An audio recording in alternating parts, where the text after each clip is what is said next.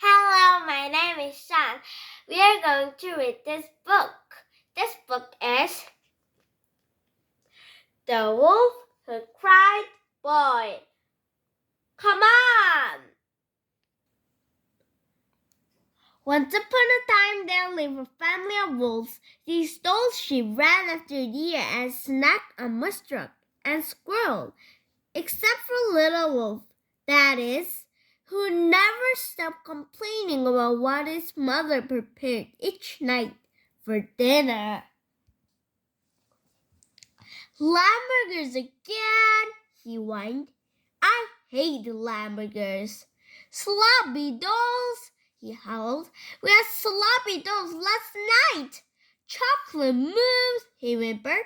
Chocolate mousse made me sick, and besides, it looked just like.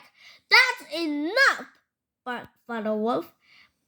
But it never did any good, for all Little Wolf wanted to eat was boy. Why can't we have boy tonight? We never have boy anymore. Well, son, sighed Father Wolf, there was a time when a clever wolf could snatch a shepherd boy off a hill, or pluck a farm boy out of the field. Why, there was nothing better than a steaming plate of boy chops and a big baked boy potato and some boys and berry pie. But boys are hard to come by these days, so stop your complaining and finish off that mousse. Yes, father, Little Wolf muttered. Then he asked, but suppose I did find a boy someday? Father Wolf smiled. You find a boy out there in the woods, and your mother and I will be happy to catch him and cook him for you, but I wouldn't get my hopes up if I were you.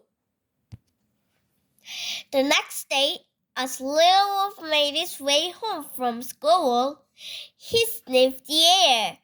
3-pig salad, he moaned. I hate 3-pig salad. And then Little Wolf remembered what his father had told him about catching a boy someday. So he decided to play a little tricks and put off that awful dinner for a while. He ran home just as fast as he could, howling all the way. Boy! Boy! I've just seen a boy in the woods. If we hurry, we can catch him. Father and Mother Wolf raced out of the cave. They ran through the woods to the top of the hill and all the way down to the creek. They peered into trees and sniffed behind rocks and looked into every hollow log. But they could not find a boy. We looked everywhere, panted Father Wolf.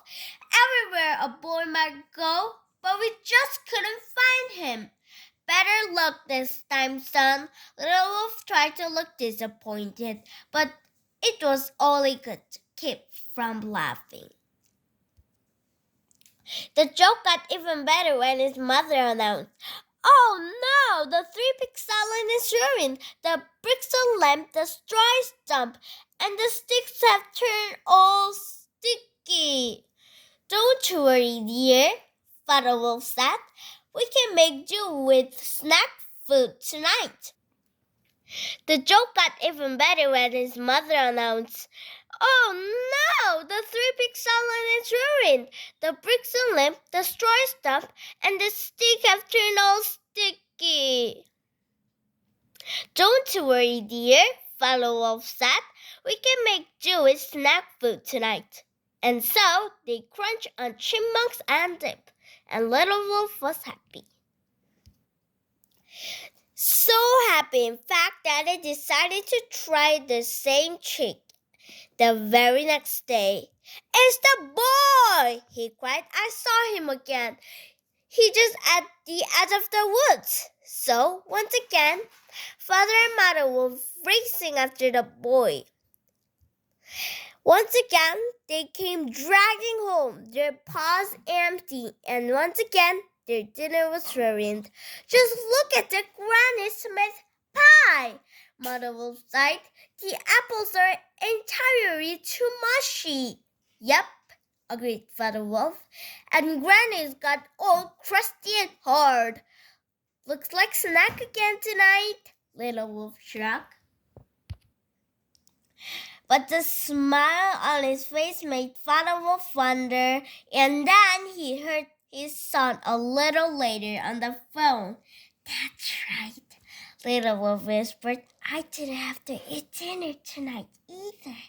I think I'll tell them there's a boy out there tomorrow too.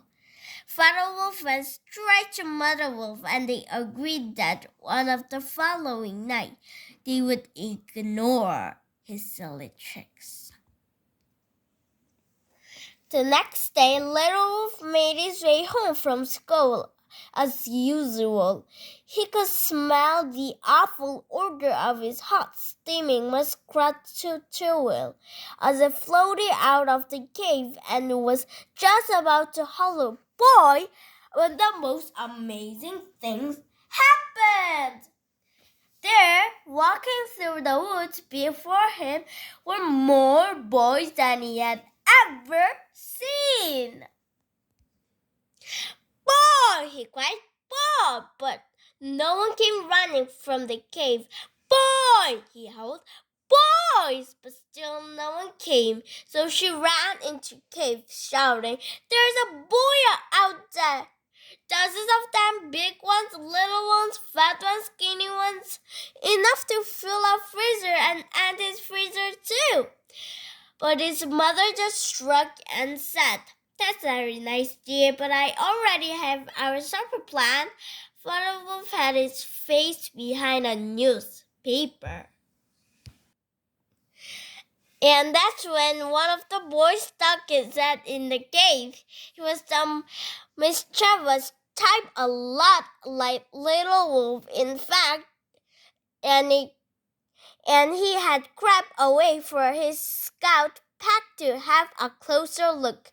"See!" Little Wolf shouted. "That's one of them now!" But even though the boy tiptoed right into the cave, Little Wolf couldn't get anyone to look. "There's a boy on the couch!" he howled. "That's enough now, son," said his mother. "You're not fooling us again," added Father Wolf behind the paper. We're on to your little tricks."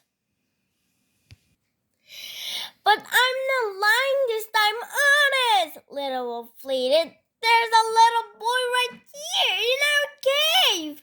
The boy glanced at his watch, then turned to leave. "Look, please look," Little Wolf begged. "He's getting away." But by the time Father Wolf finally stuck his head up above the paper, the boy was gone. "You waited too long," cried Little Wolf. "He was here a minute ago. All we have to do is run aside." "We will do no such thing," growled Father Wolf. "From now on, you will eat your dinner without complaining, and you will stop your fiddling once and for all," said his mother. "Do you understand?" "Okay," Little Wolf sighed. So from then on, Little Wolf ate hamburgers and 3 pig salad and even grew fond of Granny Smith's pie, and he never ever cried boy again. And that's why the boys at least lived happily ever after. Thank you for watching, and I hope you have fun. Have a great time. Bye-bye.